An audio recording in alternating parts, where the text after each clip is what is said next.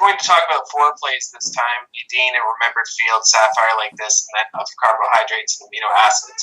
Um, I wanted to talk to you. I'll reference the fourth play in response to this because I had read Madine, I guess, a while ago, but as I don't know if this happens to you, but I'm not good with titles, so I didn't even realize that I had read it until I read of carbohydrates and amino acids, which is sort of like your greatest hits play in many ways. It's we'll get to that later, but give a brief exegesis of Madine. I just found it interesting.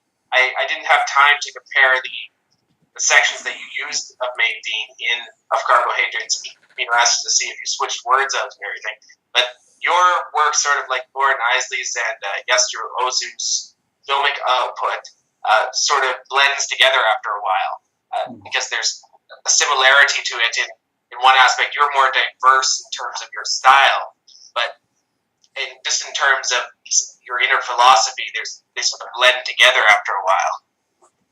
Well, just so people know, my cat Kiwi is here hugging me on my shoulder, and Oscar was just roaming around meowing, but it looks like he's gone to his nest to lay down. But anyway, so Madine is the second play that features a character named Madine. She appeared in A Matter of Propinquity, my play about friendship.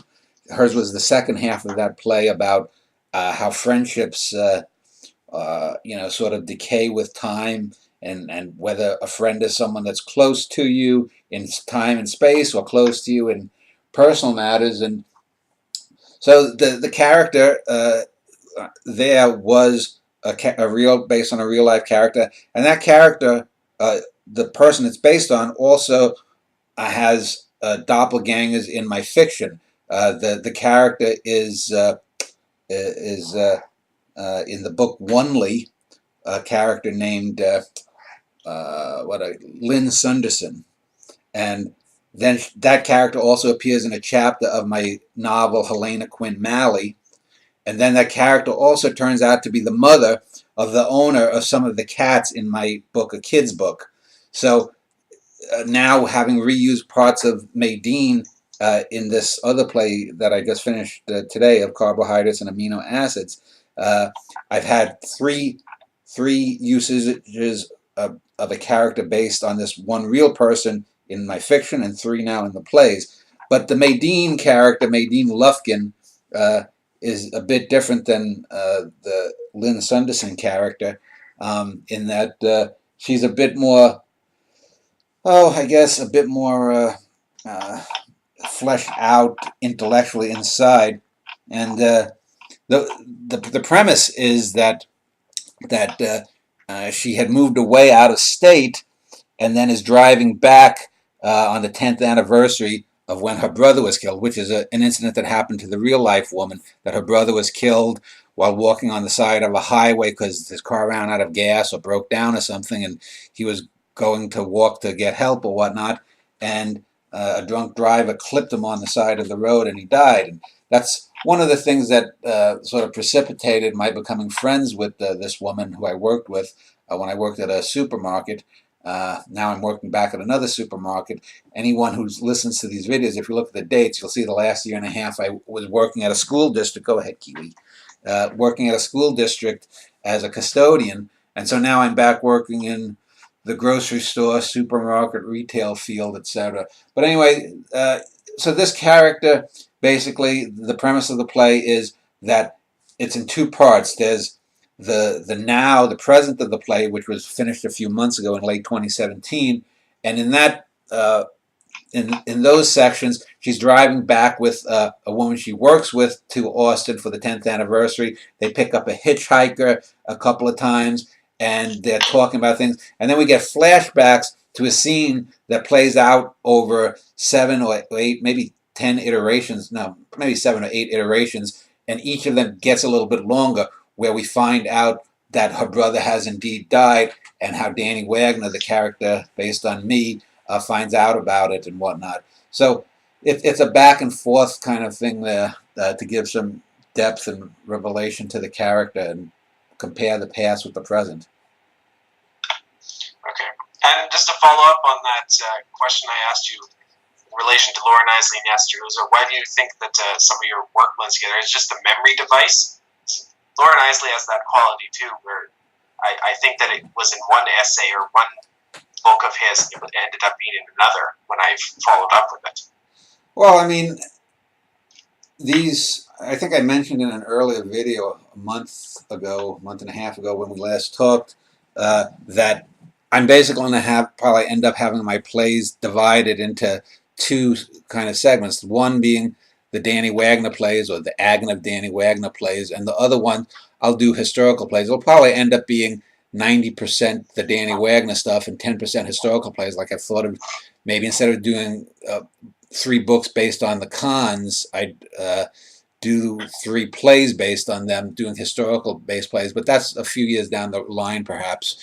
Who knows what'll happen? So, of course, these plays are going to have similarities because Danny Wagner is involved in all these plays, even if just tenuously. The play features about the people who go to see the movies. Danny is he's not even heard, but he's referenced as one character is talking on a cell phone to him. But his presence is in all the plays. And it's mostly set in the past, although there are moments in the present of the play. But these plays also take place from when I started writing the plays last June till now. So the presence of the present moment of the plays keeps going as the plays as I write them. So that's why they're written in order, even though some form trilogies or other, the Odyssey and Oracle plays, the name plays, like Madine is the 3rd name play. And I've got another 1 or 2 that will come in the next year or 2 or whatnot. But so there's going to have to naturally be a cohering thing that keeps them all together, and that is Danny Wagner and the people around him. Jessica Wagner, Danny's wife, makes an appearance in probably 5 or 6 plays out of the 32 I've done so far. So it's just natural that there's going to be an overlap, but you're not going to see that like if I do a play on Odegai Khan. You're not going to see that same overlap.